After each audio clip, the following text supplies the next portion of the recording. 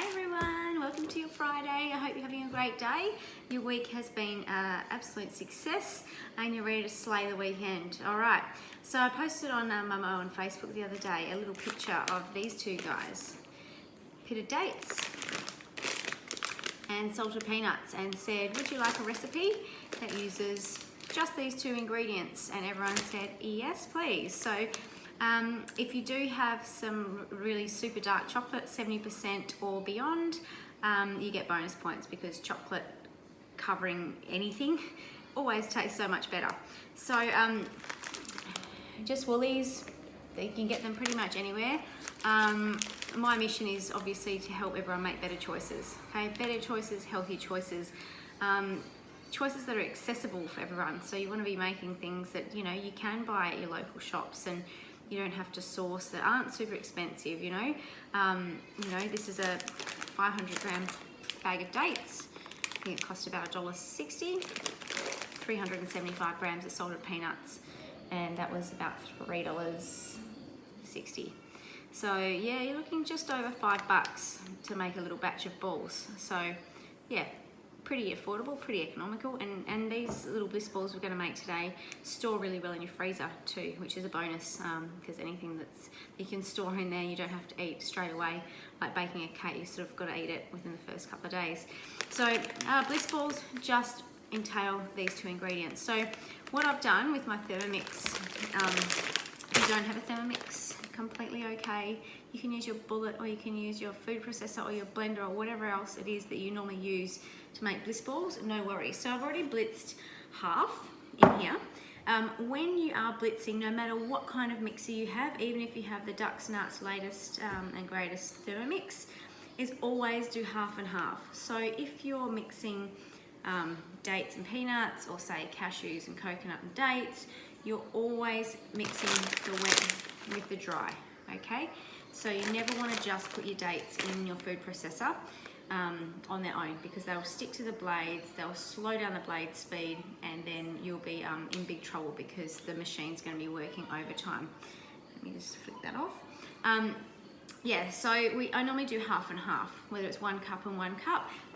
Today I've already done in here was just like half the bag of each, so half a bag of salted peanuts, half a bag of the dates, and I did soak my dates, so I boiled the kettle, put the dates in a bowl just for a couple of minutes in that hot water, and then just pop them in the the colander to drain.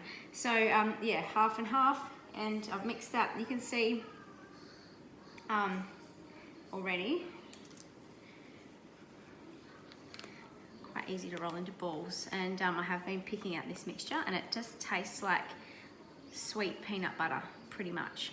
So yeah, you can make them little or you can make them big, and I've got the other half of the mixture in here. I'll blitz that up later, but I normally do it all together. So the bigger the batch, the more stuff you've got and the less you're going to make in the long run.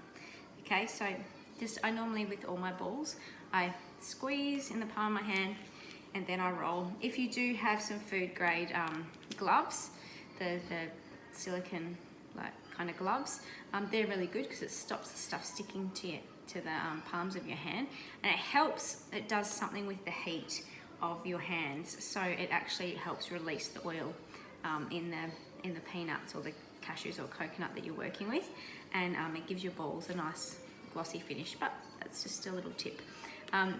So yeah, you've got your little balls. You can keep them like that. You can roll them in coconut. You can poke a peanut in the top for a little bit of decoration. What I like to do with mine, once I've got the full tray, is pop them in the freezer. So they stay in there for about, I don't know, 20 minutes or so. And while I've got them in there, I normally pop my chocolate in to melt in the double boiler.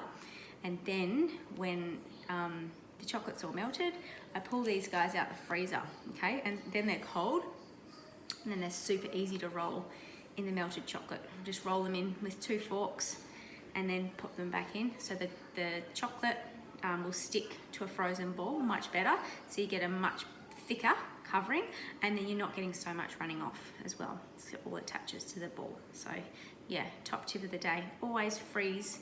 If you're freezing balls, or if you're chopping up slices into squares or bars, always freeze them first. I do it with my Snickers, I do it with everything else, and then dip, because the chocolate's just gonna grab a whole lot better.